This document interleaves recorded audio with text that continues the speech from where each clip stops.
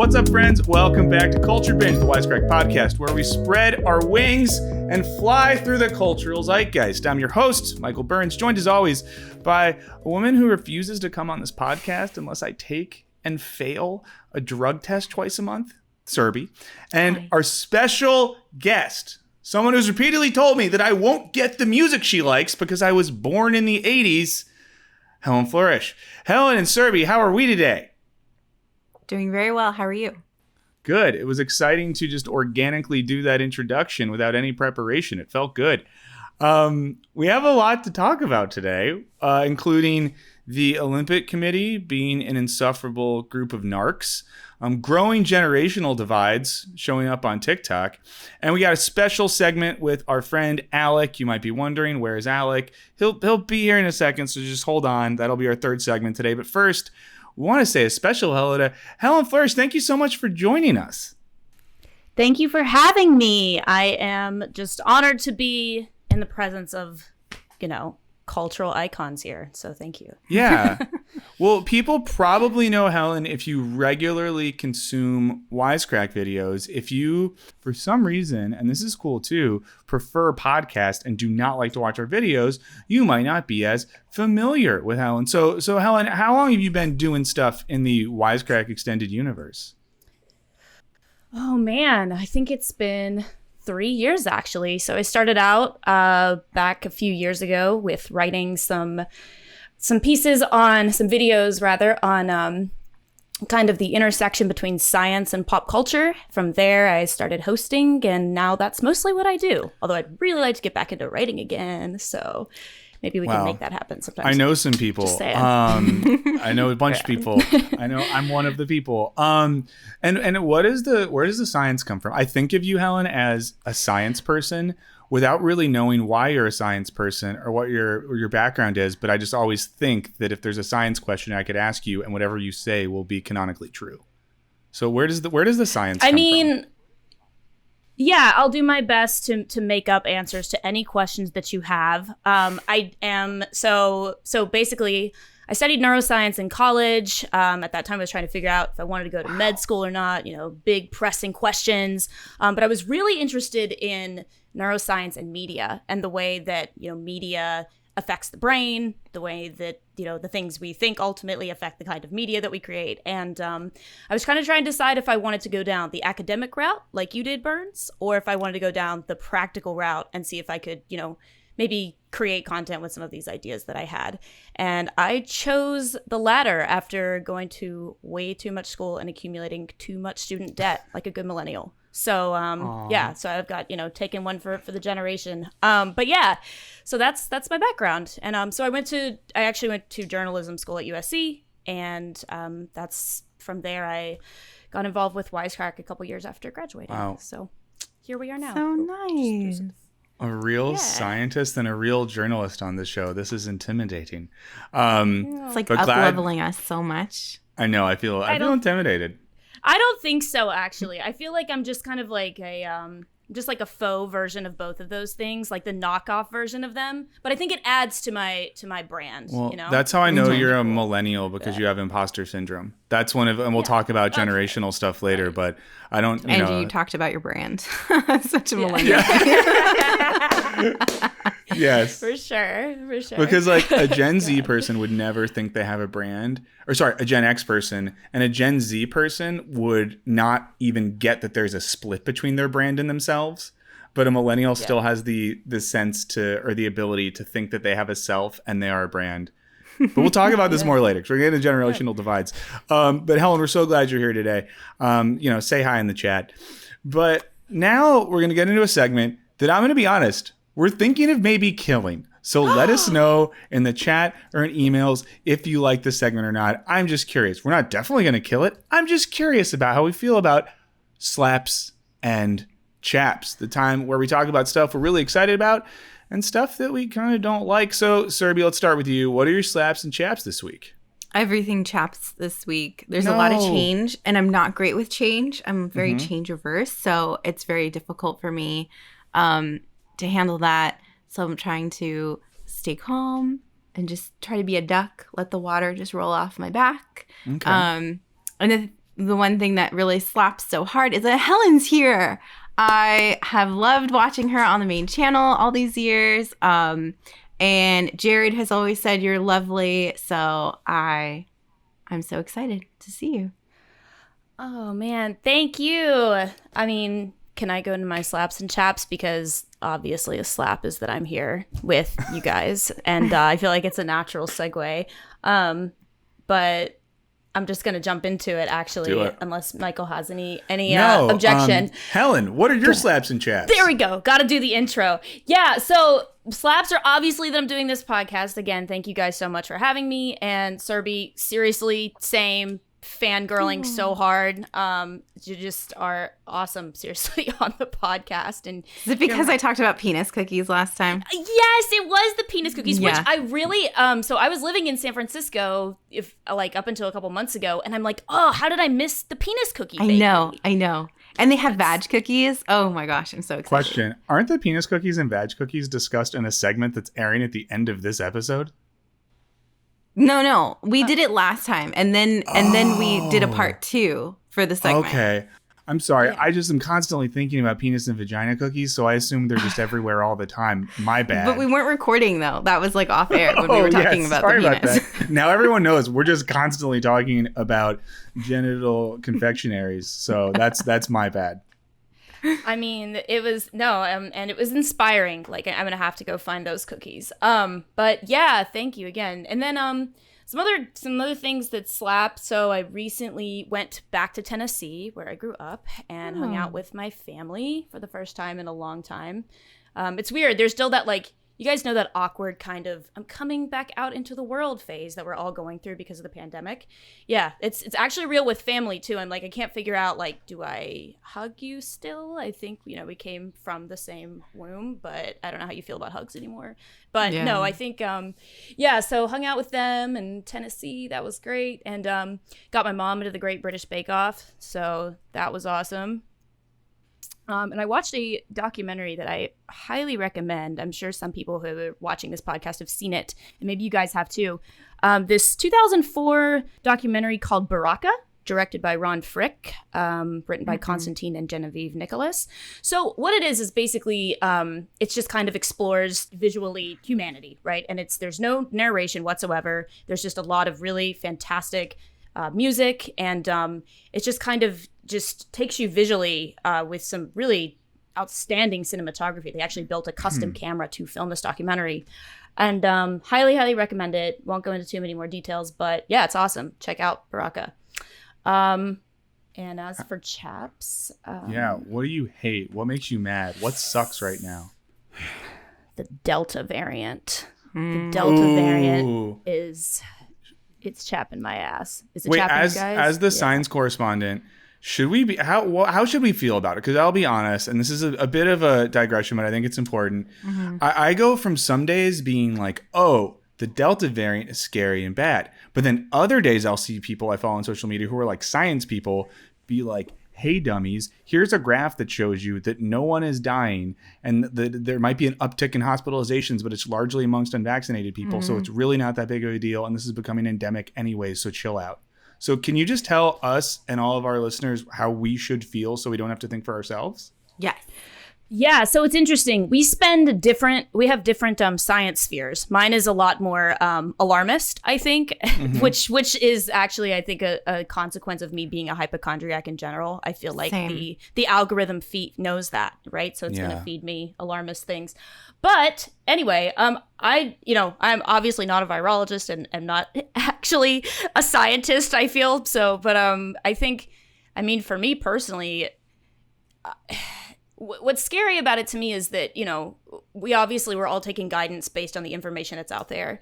And a lot of the guidance, these numbers that we get say that the vaccines are 94% effective against the Delta variant. These are, this information comes out of a phase in the pandemic where people are still, at home mostly, right? So that's, once we get the information from what it's like when everything opens up and people are out in the real world, to me, that's more valid as far as knowing, say like whether or not, how effective are the vaccines really? How afraid should we be? I personally am going to keep wearing my mask indoors, especially after the data came out. from Israel. Not in my comfort of my own home, but, you know, in public spaces. But just because, like I said, I'm a hypochondriac and the numbers make me nervous. So, I mean, I may never not wear a mask again. Who knows?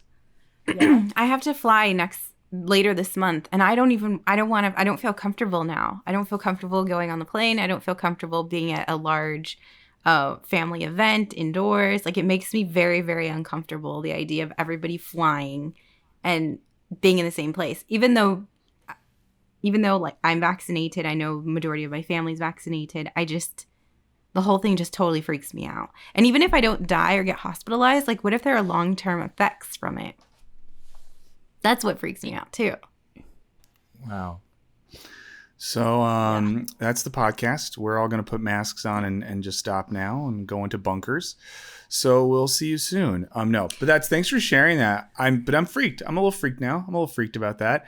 But, you know, part of me just thinks with all this, and I promise we'll stay right out of this because we got topics to talk about. But yeah, part of me is a little just annoyed we never just kept normalized wearing masks indoors because it's kind of easy. So it's just sort of like with everything happening and like getting back to normal, it's like we could just do that and make that a normal thing that we do for a little bit. I guess on the flip side, it's like, when does it end? But I don't know. Just seems not that hard. Especially if you have like fun masks. Like, order ones that have patterns you like and make you excited. Then it's fun to wear them. I still want that Kate Middleton floral mask. Everyone, send it to Serby. We'll talk about it at the end. We'll tell you where to find her. We need to get Serby that mask. Hashtag get Serby that mask. So real quick, I'll do my slaps and chaps, and then we'll head into things. Slaps.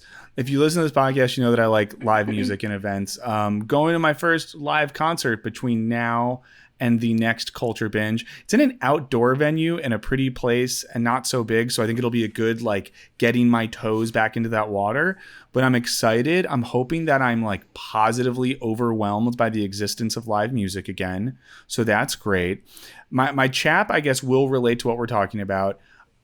Everyone I know is like traveling now or going to see family, kind of like, you know, Helen just did. Serby's talking about this. I just don't want to get on a goddamn plane. It doesn't sound fun. Airports don't sound fun. Sadly, I live far enough away from all of my family where driving's not really an option because it would take days and days because they live on the other side of the country. So I'm just like kind of not excited about that. And it seems like it's going to be a busy travel season. And I just imagine sitting on a plane near a bunch of strangers and freaks, and it makes me feel bad. So that's mine. And I will second my chaps with our bud Dude Abides. His chaps is that his car is pretty much out of commission due to needing a part for repairs, which take weeks to month. That sucks. Dude Abides. Cars suck. I hate cars. They make me mad. I'm sorry that your car is broken. Let's invent cars that don't break. Scientists do it. Okay. Now, before we actually get into our topics this week, just a reminder, like, subscribe, review, rate, all those sorts of things. We love it. We appreciate it. Please do it. And as always, if you're going to review the podcast, feel free to do something fun with it. You know, tell us what we would all be in a certain categorization of things. And Helen's here this week, so feel free to do that with Helen, and we'll get into some of those later. But now that we're here, ready to get started, we've taken the long way around, but now we're going to get into it. Serby, I'm excited to hear what you think about this topic. It's a topic that makes me very mad. I was ranting about this topic while walking down the street last night. So if you were near me in Los Angeles last night, you could have heard me yelling about this. What's going on with Sha'Carri Richardson, an amazing U.S. track and field athlete, and her lack of inclusion on the Olympic team? Okay, so Sha'Carri Richardson is an American sprinter who blazed through the women's 100-meter trial to make the team for the Tokyo Olympics. So just as an aside, I love the Olympics, and so I take the whole time off usually for work and just sit and watch it all day long. Anyway, so after the race, Sha'Carri and all the other competitors, they took a routine drug check, and officials found that she had marijuana in her system, which is a banned substance. So you, like many other people, might be wondering why Sha'Carri would have used a banned substance so close to the Olympic Games. Well, last month, while she was competing in Oregon, which is a state with legal recreational use where marijuana is legal for recreational use. She was competing at the U.S. trials, and a reporter told her that her biological mother had died. And she wasn't expecting this. She was completely blindsided by the news. And this was just a couple days, I think, before the trials were supposed to start. So she smoked marijuana to cope with this loss. And as a result of this positive test result, she received a 30-day suspension, and her victory from the 100-meter sprint was disqualified. And her last hope of competing in the Olympics was to make the team for the 4x100 relay. And the reason why she would be able to join this race is that the relay was scheduled after her 30-day suspension would end. So she could have been named to the team.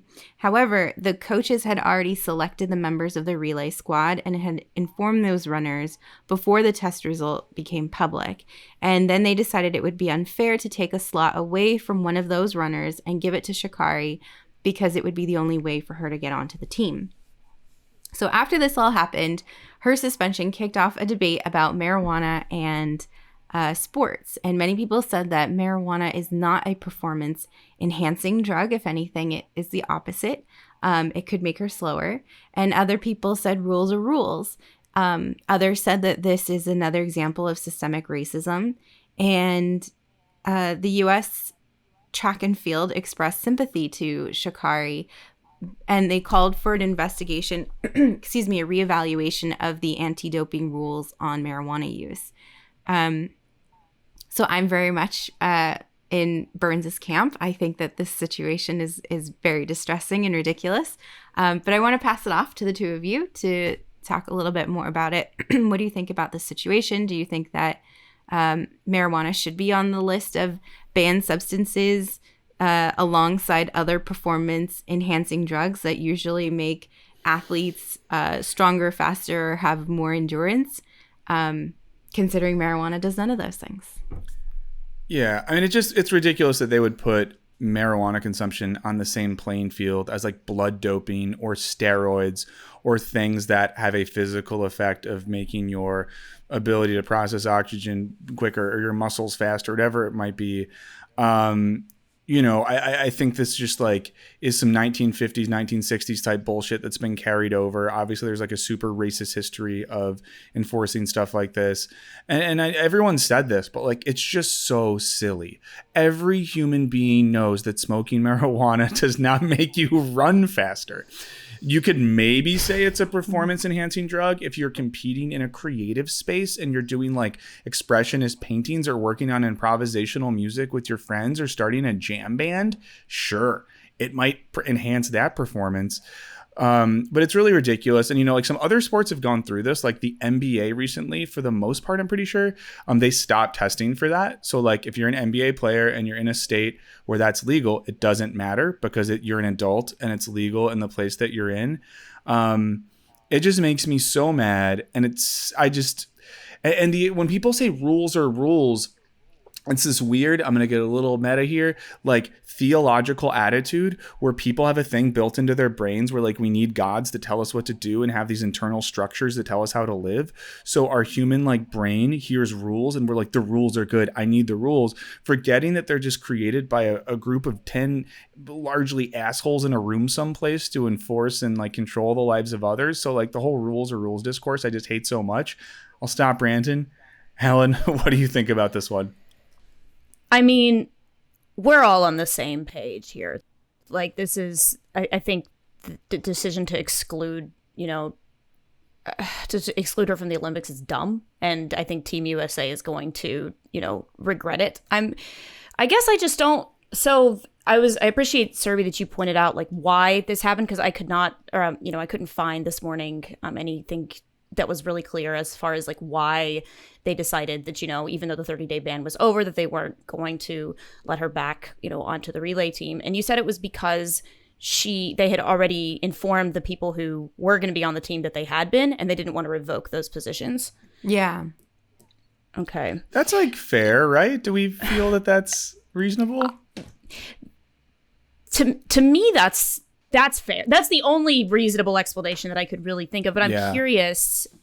I'm curious as to, like, I was kind of pondering, why this might be the case. But it sounds like, there's the explanation. I was wondering if it might have something to do with, they mentioned credibility, as far as, saying, hey, we can't make an exception for this person and that kind of thing, which doesn't fly with me because I think there's, there's this great 2017 piece from Vox that talks about how, doping is in all of these, gray area ways is super common among, professional athletes and these, who are, at that elite level, because the difference in winning and losing is, by seconds, right? So you have to enhance your performance so much that it's just you have to go to these superhuman means to do it.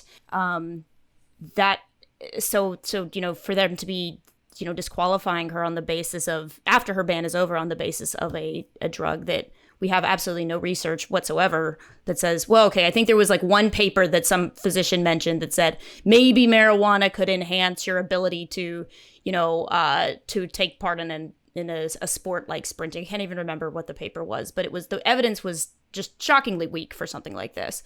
And so it's just ridiculous. Common sense tells you, it's a sedative. You're not going to run faster because you smoke weed. I never have. And so I don't, I like what? So I think that's, it seems super silly, but, I think maybe hopefully what'll come out of this is that, we reevaluate the rules and we look at, the way also, I think that something else I think that's super important here is, and just is mind blowing to me, is that why was this reporter the one breaking the news to her that her mother had died? Like, what? Yeah, that was really hard to hear, and that's what happened. And I can imagine that she knows that it's a banned substance. It's not a shock, but when you are in that frame of mind and somebody tells you that when you're not expecting it all, you're going to make decisions that you wouldn't normally make. And she's been very apologetic in saying that she's made a mistake, but holy shit, what's wrong with that reporter? Yeah. Everything, all the elements about this and the dominoes that fell are so weird. And it is just like so annoying too, that if someone found out tragic news and we knew that they had to take like a Xanax or a Klonopin or something like that to alleviate anxiety or something, or temporarily be on some sort of antidepressant, we would say, well, of course, those are substances that have been medically proven to help alleviate those things. Well, in the exact same way, cannabis has been proven to alleviate anxiety in some people and to help calm nerves and dealing with all types of mental health things, which is why it is like a legal substance in many places and used for many positive purposes. So it seems like another example. And I'll say, this is apt to say as we have our science friend here, another example where society and legislative bodies that have an influence in society continue to ignore scientific fact and research for the sake of enforcing ideologies from a bygone era that largely, affect people from certain communities. I just can't think of a good reason they do this. I agree. And this argument that these are the rules and rules are rules. There was also a time in our history when rules would say that some humans were not as valuable as others. Like when you could go kill people. Like, I don't understand this whole like rules are rules. You could change the rules. Just because something's written doesn't mean that it's okay. Yeah. Well, I have a question for both of you. How has this affected the way you feel about the Olympics in general? Because I would be lying if I didn't say it's, because I'm like you, Serby. I love the Olympics. I've taken time off work to watch them before. This is making me not excited and kind of bummed about the whole enterprise. How are y'all feeling? I agree. I have felt for a while that I'm uncomfortable with a lot of the decisions made by the Olympic Committee. I know that it's super corrupt. I hate the way they, host cities deal with a lot of the economic fallout as a result of hosting the Olympics. I think there are a lot of problems. And then now that it's like affecting the athletes as well, there was another runner too, I think that was disqualified last year or something because her testosterone levels were too high and they said that she was masculine or something like that. So like things like that really bother me. And it does take away from like that spirit and magic of the world coming together and being able to see people and compete in something that they love. I like that spirit of the Olympics. I wish that we could just focus more on that and not get bogged down so much in these arbitrary rules. Definitely. Helen, are you less excited to decorate your home for the Olympics as you normally do every 2 years, I guess? Yeah.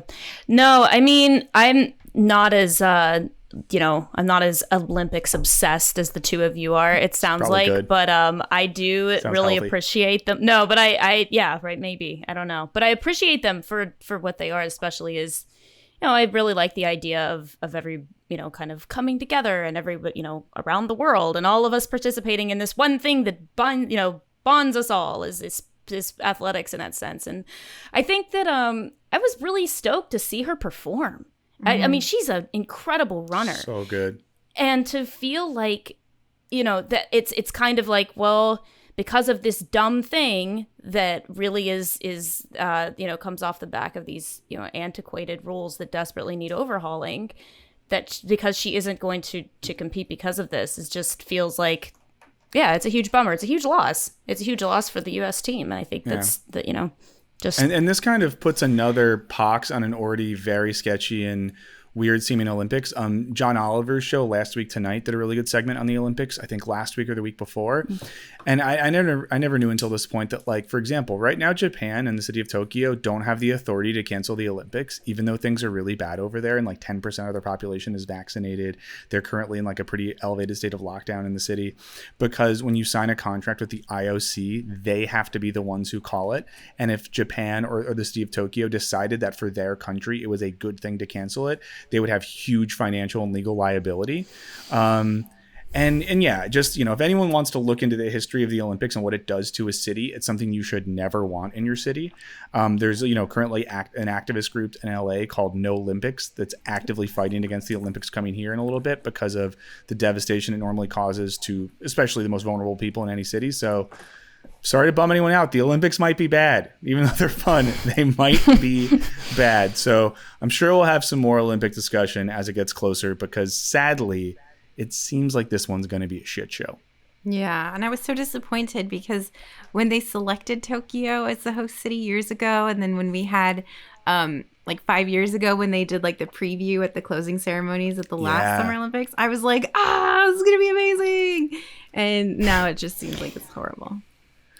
Yeah, not excited about that. But so something else that's going on in society that involves competition between people from different culture and backgrounds is generational clashes. We've already referenced it on this episode. And I saw some stuff going around on Twitter. I know Helen's done the research here. Some new stuff's been popping up on TikTok. Some memes and videos that some people might find charming, that other people have said make them want to like throw all their devices in a lake and move into a cave and never look at anything again. Popping off on TikTok. So Helen, tell us what's going on with the burgeoning generational war on TikTok and social media.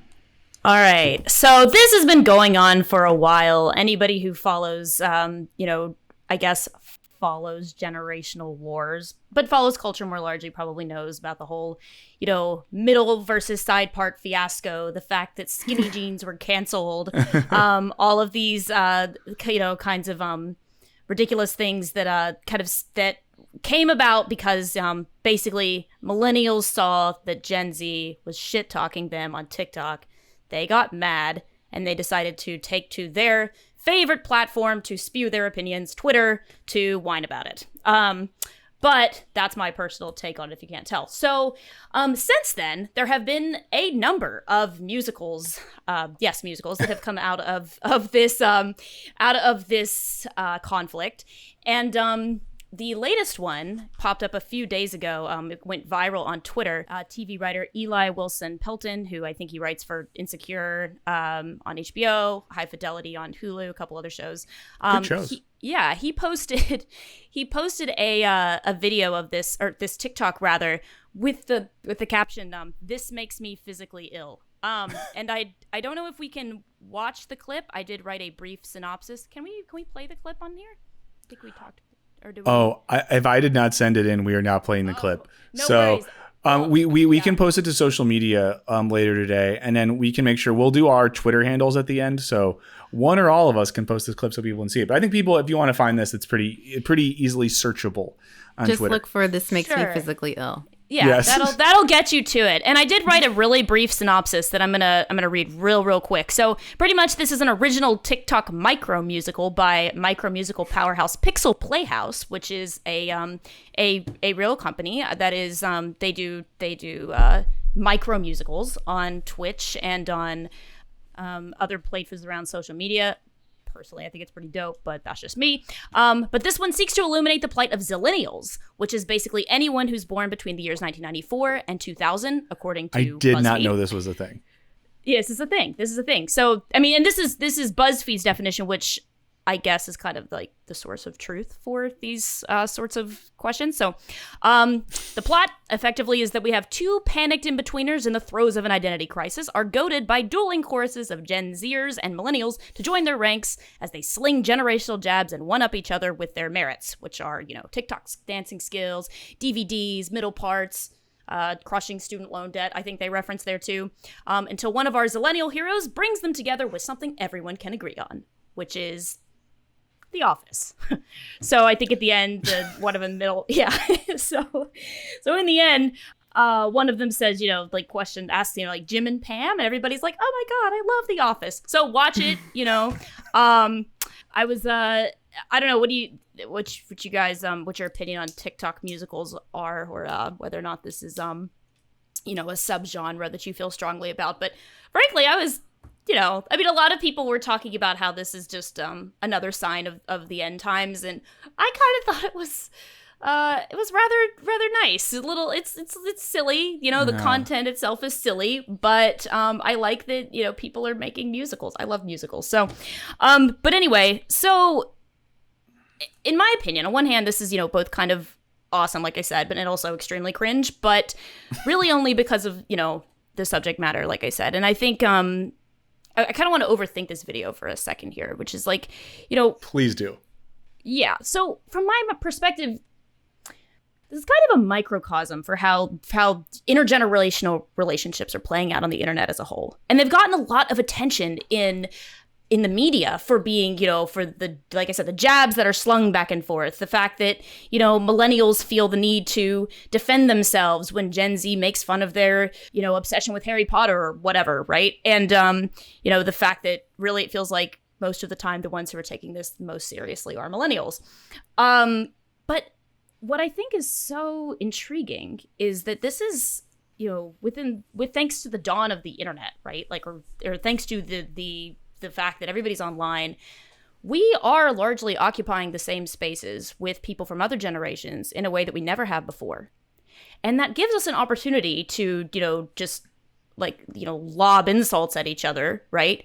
But also, if you spend a lot of time on Reddit or Quora or, forums where there's a lot of anonymity, or either that or there's a lot of intermixing between generations, you find that really what that people are leveraging the fact that they can connect with strangers online who are not from their generation to seek out advice, be it how do I decide whether or not I should have kids, or how do I say, for instance, decide what to do with my life, or whether or not this career path is good for me, in a way that wasn't really possible before, right? Like before, you had a certain small group of people who were not from your generation that you could interact with to ask questions about life.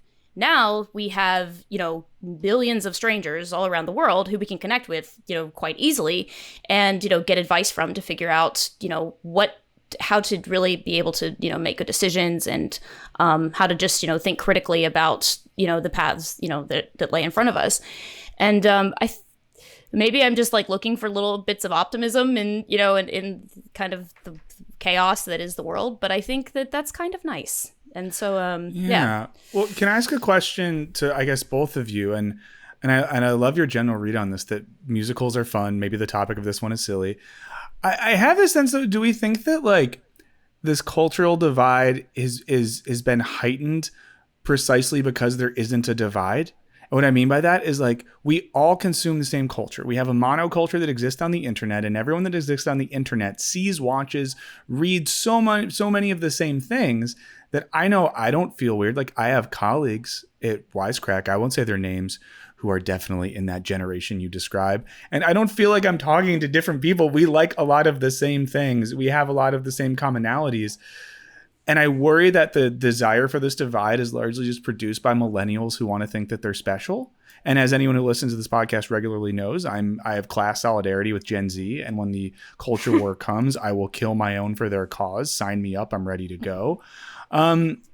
But is this just like a made up thing by millennials who are too precious when in fact we consume a lot of the same things, kind of, which is, I think, pointed out by the Office thing. It's like, of course, because everyone watches the same stuff. But I don't know, Serby, what do you think in our increasing check-ins with the generational divide war? I don't really see it as a war or that big of a difference, as you were saying. I mean, to me, it just sort of feels like millennials are reaching that like natural phase of life where you kind of get out of touch a little bit with what the cool thing is. Mm-hmm. But that's just natural. I mean, that just happens. It took me a while to figure out what TikTok was. Not a while, I mean, but I just didn't know about TikTok and was like, oh, what's this? So I just think it's like a natural change in like a life cycle. But I don't see it as like a war or anything weird. It's just... Yeah. Why do y'all think people are precious about it then? Like, I'm wondering, not to ask us to psychoanalyze people we don't know or a generational cross section, but I wonder like why, because I think about this TikTok I saw a few weeks ago or maybe a few months ago. It was really horrible, where this woman says something like, your generation has safe spaces. Mine had mosh pits. We are not the same. And it was like the dumbest thing ever. And everyone from like hardcore music culture pointed out that the whole point of a mosh pit is to provide like a safe space for a certain sort of activity. But it just made me think like, why do you care? Like, why are you so mad? Why are you defending your like washed generation and not letting people like be who they are? But I don't know. Where do you all think that comes from? Why do people want to like have these fights? I mean, they've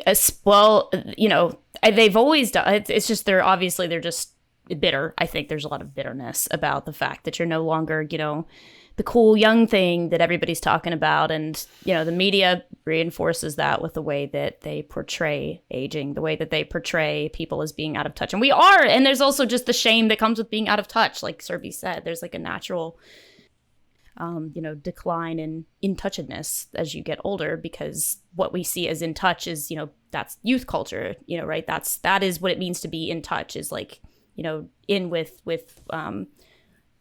the youth, I guess. And so I think that's always played out. That's always been a thing, right? But thanks to the internet, to one of the the darker aspects of it is obviously it's a place where we can easily perpetuate rage, and where we can just kind of just mouth off about whatever it is that's bothering us. And if it's that the younger generation is making fun of my like love of doggos or whatever, like that's something that people want to that's ripe for frustration and venting, I guess. So I think it's an internet culture thing too. I just wish everyone could like learn that it's okay to not be cool, and you get you're young for a bit and then you get older, and my favorite people who are older are people that are just chill and don't think about this stuff and are happy where they are in life. Not that this is like advice corner to anyone, but it's just like, who cares? Like what you like. Don't be bitter or jealous. Be friends with people of all different ages. I mean, within reason and legality. But yeah, I don't know. Who has time for that shit? Like, I don't have time to be like annoyed and upset and shit about like stuff like that. Like, I have real problems that I need to be figuring out. Like the fact that I'm one person covering 8 roles at my company. Like, that is occupying my thoughts. Not like what's going on TikTok. I'd like to have that life where like I could just sit around and be enraged by the younger generations. Yeah. Yeah. Well, speaking of kind of stepping back from having a stressful life with 8 roles and lots to do and just wanting to chill and accept one's age, We have a special segment with Alec, who can't be here right now because he's traveling. But we pre-recorded something. We're talking with Alec about something going on in his life, and we're gonna play that now. So we'll be back live after the segment. Hang out in the chat if you're here. But now, Serby and I have a little chat with Alec about his generational gap in growth. Okay, guys, so we're doing a special segment today because the godfather of Culture Binge, the fourth meal of Wisecrack, I'm going to get Alec up and use the Opperman, bathroom has and grab a special snack, so I'll be right announcement to back. make. So, Alec, take it away. The floor and the show is yours. I'm leaving. I won't be on Culture Binge for the foreseeable future because I'm quitting my job to go hiking. That is not a joke. So won't be a part of Wisecrack. Won't be on Culture Binge for the foreseeable future. And by that I just mean, after I'm done traveling, I'd love to maybe pop in now and then. I love you all. I love everyone's support, all your emails, your doofy names for us, what kind of, drugs we would be, that kind of stuff. It's been amazing, and I'd love to, not completely distance myself from that. Okay, well, that said, thanks. This has been Culture Binge. We're done with Alec forever now. For Serby, I'm kidding. Well, Alec, first of all, I don't know how you're feeling about this, Serby. I know one thing I'm feeling for sure is I hope at some point in my life I get to say the sentence, I'm quitting my job to go hiking. Yes. Yeah, I agree. That absolutely rules. So we're happy about that. We're sad that you're leaving. Question, did you all both start Culture Binge at the same time? Was one of you first? It was... I don't... Serby, do you remember? I think you and Jared did it the first episode together, and then I came in on the second episode. Yeah, the original idea is like, let's try out some different people, whatever, and then we had Serby on. I was like, oh, she's great. We're gonna keep her on. Yeah. Wow, that's amazing, Serby. So what was it like the first time you met Alec? 'Cause I imagine it was it on a Skype screen just like we are now? Yeah, I've never met Alec in person. It was just on Skype during that episode. In fact, I had known Jared before because we've met in person, and then we did Thug Notes together. But this was my first time chatting with Alec, and I was like, oh, he's so nice. How come I haven't met him before? Because I'd been working with Wisecrack for a few years previously. But yeah, he was just so nice and very easy to talk to. Felt very natural to talk to him. The funny thing with meeting Alec in person is he's just taller than you think he's going to be. Yeah. For anyone who's a regular listener or watcher, and this is a weird thing to say, I think sometimes people have an energy related to height. And I don't want to say Alec has like short energy, and I'm not saying short energy is bad. It's not. I think Alec has like an energy of an affable, slightly above average height person, but then you meet him and he has the height of a small but functional NBA point guard.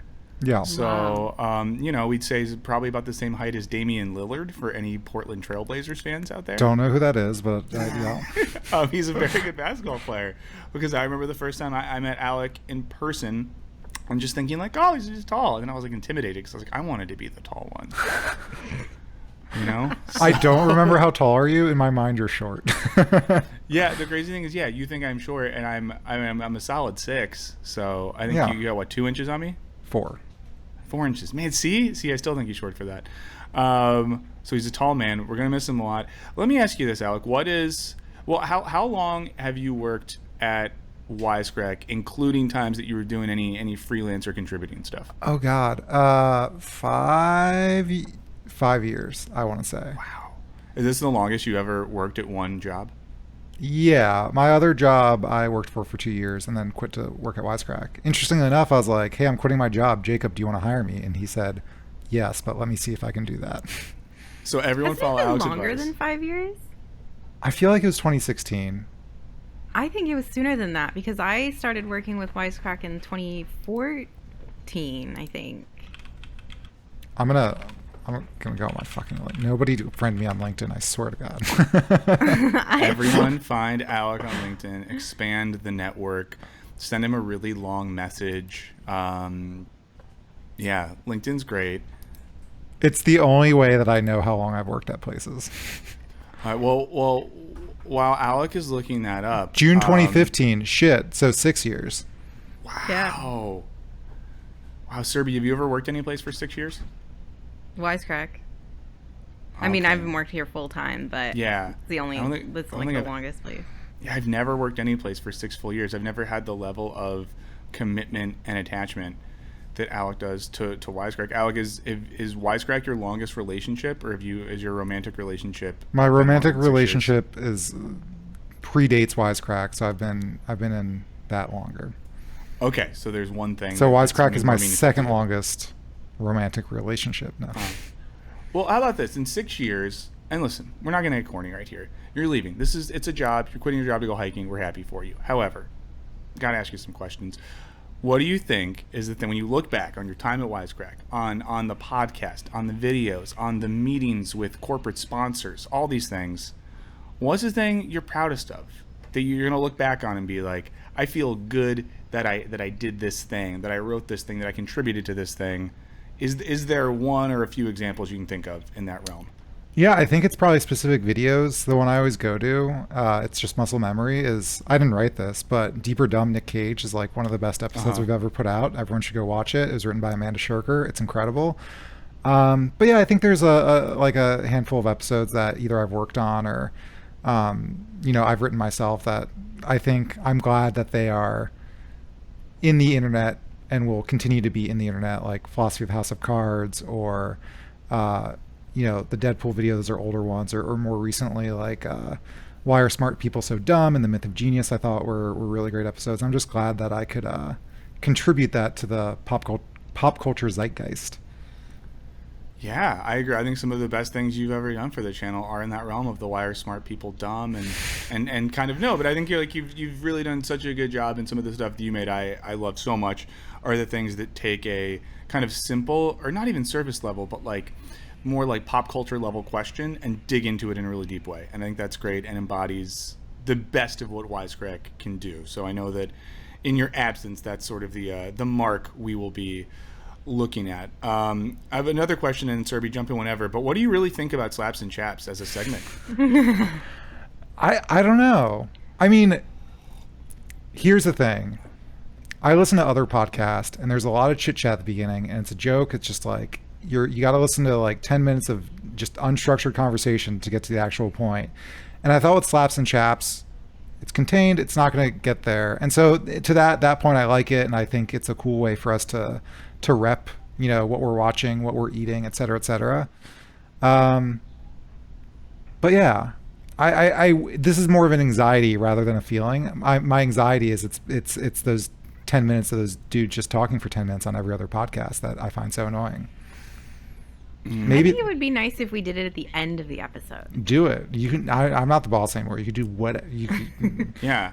Well, listen. This is spoilers. These things are on the table, ladies and gentlemen. Things are on the table. Things might change. So I needed to get Alec's opinion on his way out the door. Serby, not to put you on the spot. Do you have any questions or thoughts for Alec as we have our exit interview with him? Who do you think you are? How dare you?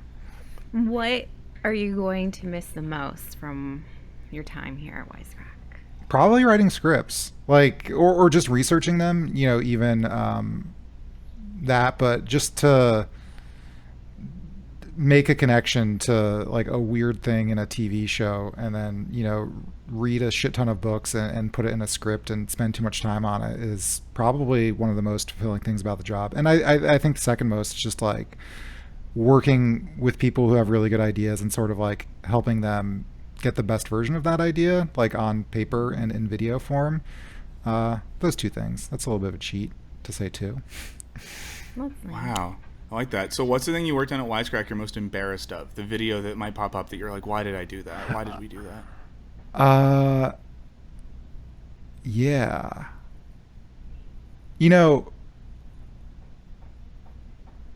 I think in my mind, the one I'm thinking of is the thing that the fans hate the most, but do I actually hate it? I don't know. The thing that people hate the most is the Philosophy of Dark Souls video, but it was fine. I don't, Yeah.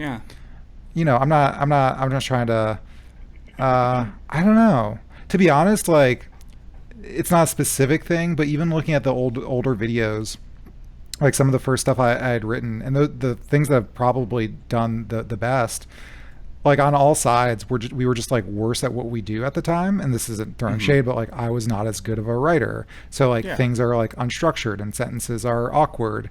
You know, Jared at that time was not as good of a performer as he came to be. And so like I'll watch like the original Philosophy of Rick and Morty video and be like, ugh, like why is this here? Like why did I do it that way? And I think that's the only embarrassing thing, but I think that's just part of the artistic process to hate the things you've previously made that you're better at now. That's totally fair. That's totally fair. What would you say to people in the comments that complain about how they have to watch ads on YouTube? Gotta pay the bills somehow, man. I don't know.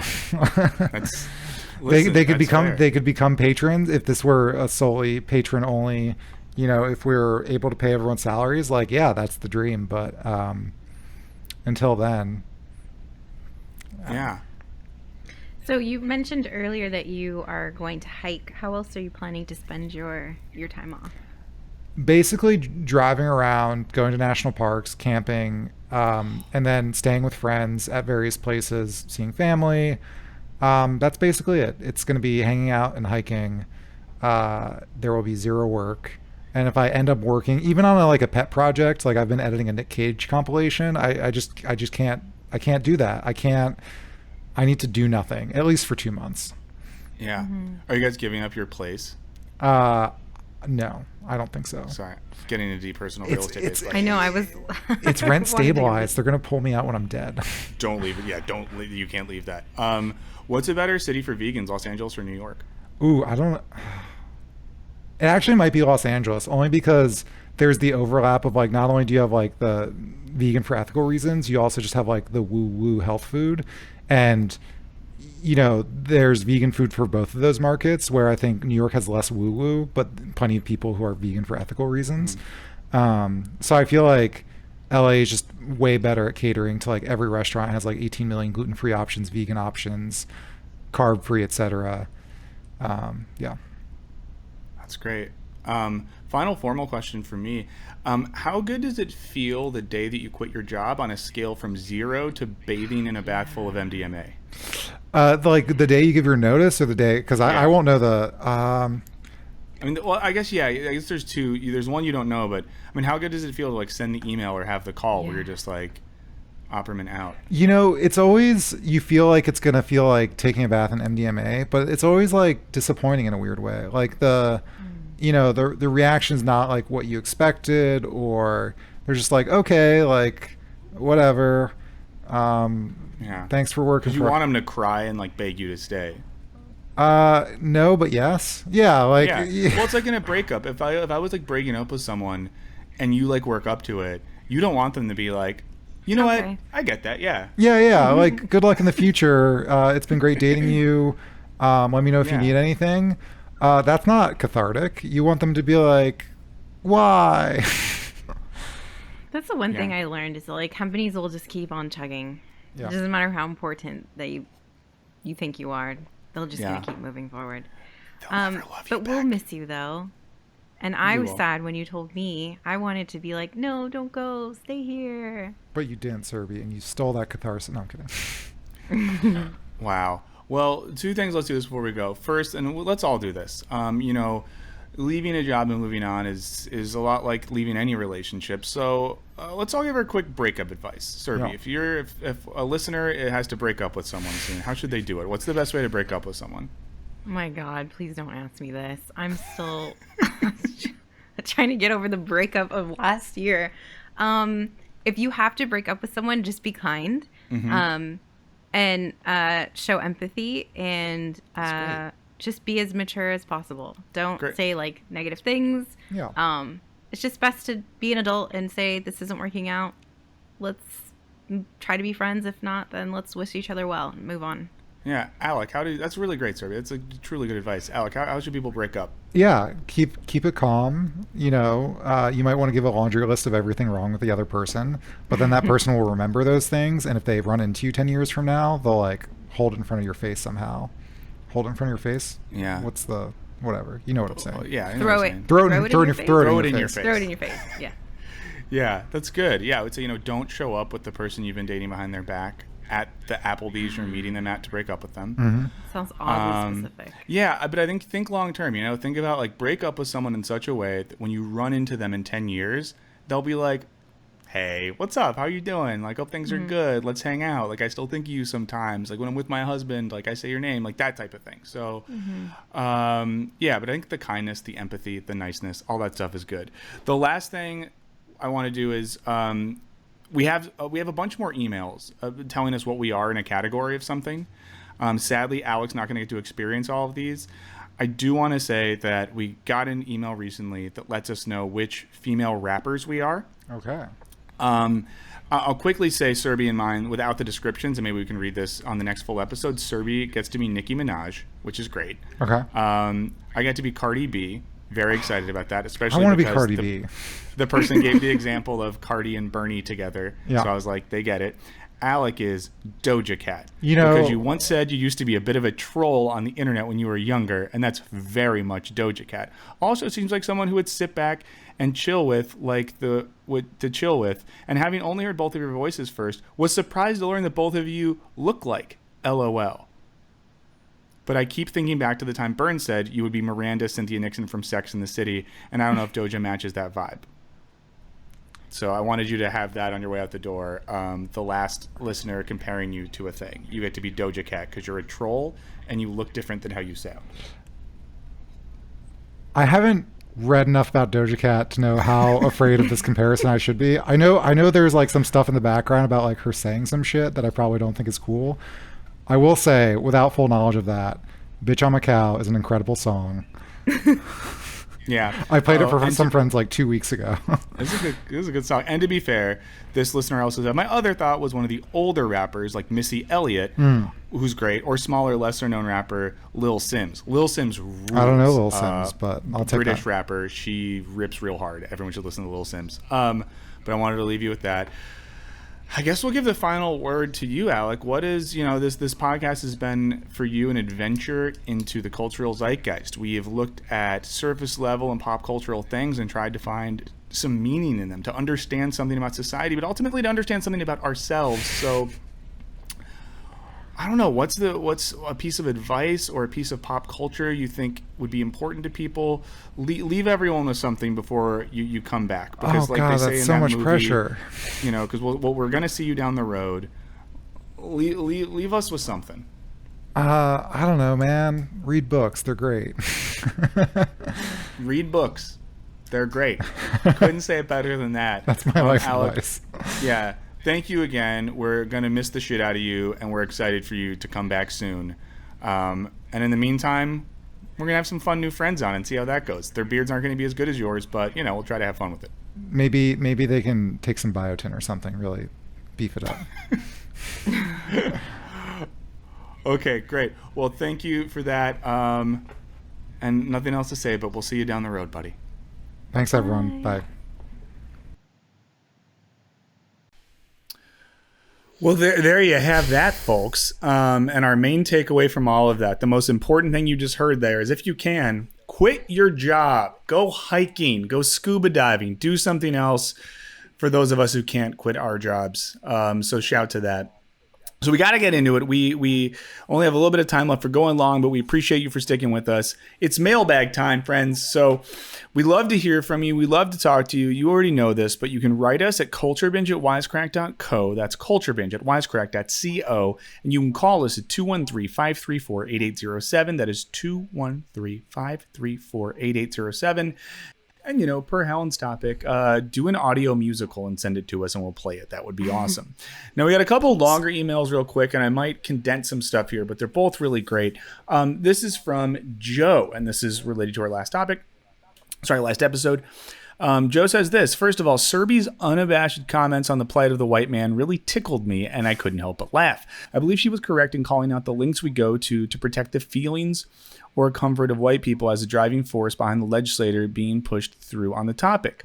I am biracial and have 3 adultish siblings, and when you get us all together in a room, we can definitely dive into some deep topics such as race, systematic racism, and just trying to navigate spaces as persons of color or multiracial people. My mom, however, is often trying to change the subject from those things to something more lighthearted, and when asked why, she always says that that it makes her uncomfortable, or she doesn't have anything to say on the topic. Now, to be clear, this person says they love their mom many times. So I'm going to skip the part where they talk about how much they love their mom. Joe loves his mom. Joe's mom, if you're listening, lots of love. But Joe then says, we can't begin the process of fixing things unless we properly identify sources and educate people on them. Sure, kids might be too young to grasp it fully, but I don't think planting those seeds is necessarily a bad thing. Quite the opposite, really. Having teachers scared of losing their jobs just because of saying something that could be constructed as critical race theory is definitely not the answer. It's just censorship. Love you guys and keep the amazing content coming, Joe. And Joe also says he appreciated the advice about how to comfort a friend whose family member had died recently. So that was on the critical race theory topic we talked about last time. Serby, any comments on this person who wrote an email talking about the fact that you're both smart and funny? Oh, that was so lovely. I really like this email. I think so. My thought when I read this email is that, is it possible that his mom is uncomfortable with the topic because I believe his mom is white, and I wonder if it's possible maybe she feels guilty or she feels uncomfortable talking about it because she can't identify with the situations that her children go through. So maybe that's why she's trying to like move the topic along, not because she doesn't empathize, but because maybe there's like a deep rooted discomfort there. Mm-hmm. Because it sounds like his mom's lovely. Yeah. So that's the only thing that I could think of. That's the only reason why sometimes I try to move topics along sometimes, because I feel uncomfortable for one reason or another. And I feel like I'm the odd woman out who can't offer anything, that it might feel empty if I were to share an opinion about something. Yeah. I'm going to keep my mouth shut as just some dumb white dude, but yes. Thank you. That sounds good. And I agree with Joe's point that like we got to have hard conversations to make stuff better. Quickly going to another email, just we got to wrap up soon. Our friend Megan Roach wrote an email, and just shouts to Megan in general. She writes really good, thoughtful emails. And often we just don't get into on the show because they're like really interesting essays. But Megan, and this is also on the critical race theory topic, and I'll hit a few of the points she makes here. But she says, I think the topic that has made most people wary of critical race theory is discussions around intent. Critical race theory seems to be very consequentialist in making a moral value judgment. It does not matter if intent is present because the systematic structures are designed to self-perpetuate. Slavoj Žižek's book Violence did a really great analysis of this. The argument is that if the result's consequences are functionally indistinguishable between well-intentioned and non-racist and malintended deliberately racist people, then it doesn't matter because the harm caused is the same. Skipping ahead to the end of her email, she says, because point blank, I don't want people to not be racist or sexist because they're afraid of being called a bad person. I want people in society that I occupy to be politically self-actualized and aware of their unique positionality of intersectional power and use that self-awareness to navigate their lives and to make informed choices in their decision-making. So to kind of sum up a very interesting long email, Megan's saying here that the worry about critical race theory shouldn't be people act a type of way because we're afraid of being bad or afraid of being canceled. This kind of goes with Joe's email. People should be thinking through these things in terms of intent. And we need a society where people are anti-racist and anti-sexist, not because they don't want people to not like them, because they actively want to be anti-racist and anti-sexist. So I assume no one's going to fight back on that in this gang. Yeah. I really like nothing to all fight of on Megan's emails. Every time I see one of those in my inbox, I'm like, ooh, let's go. Very thoughtful, and we appreciate it. And you know, this is true for Megan and true for a lot of our friends. Just know if we're ever not reading your emails on air, sometimes it's because they're really good and long, and we just don't have time to get into that. But we read all of the emails, we listen to all the voicemails. You all are the best, and we love you. And just so you know, in light of the last segment that we had with Alec, we're still here. We're going to have some awesome new friends on. We're going to bring some cool voices onto the show. People like Helen, maybe not as good and smart as Helen, but they'll try their best.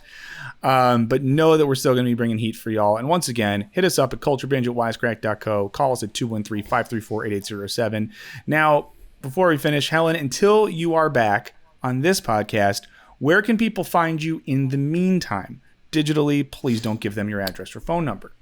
Yeah, for sure. Not going to give that out. You can find me on Instagram, actually. I'm a little bit more active there than on Twitter. Unless I'm raging about something, I guess.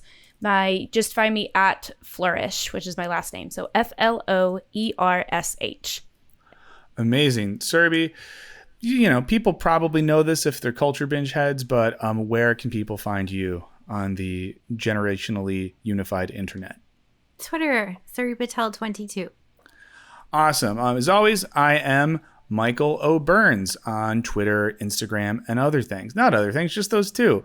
So thanks again to Helen Flourish for being here. Really appreciated it, and we hope you'll come back sometime. Yes, please do. We'll see. Just kidding. Yeah. Thank you. Thank you to everyone for being so here. Fun. Yeah, no worries. Thank you so much. We'll be back in 2 weeks. We'll have another fun friend there with us. So have a great couple weeks in the meantime. This has been Culture Binge. Bye. Bye.